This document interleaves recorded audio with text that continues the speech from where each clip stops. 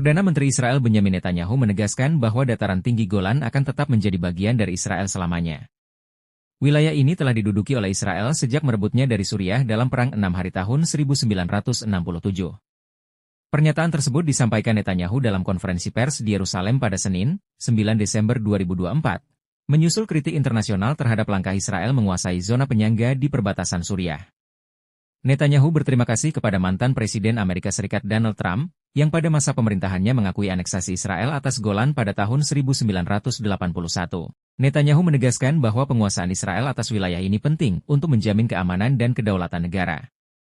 Israel memindahkan pasukannya ke zona penyangga di timur Golan yang dianeksasi setelah pasukan pemberontak Suriah menumbangkan rezim Presiden Bashar al-Assad.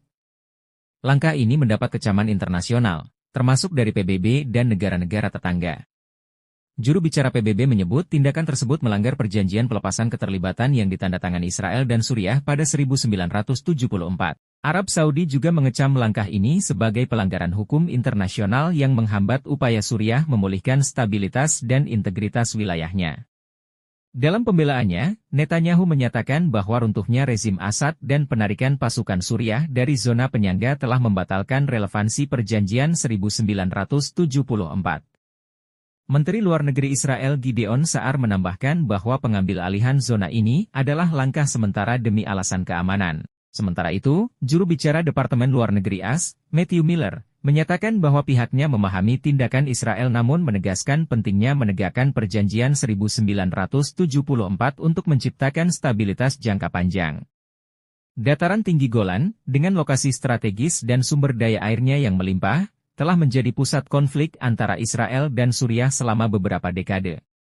Upaya Israel untuk memperluas kontrol atas wilayah ini terus memicu ketegangan internasional. Meskipun demikian, Israel tetap teguh pada posisinya, dengan Netanyahu menegaskan bahwa wilayah ini adalah bagian integral dari negaranya.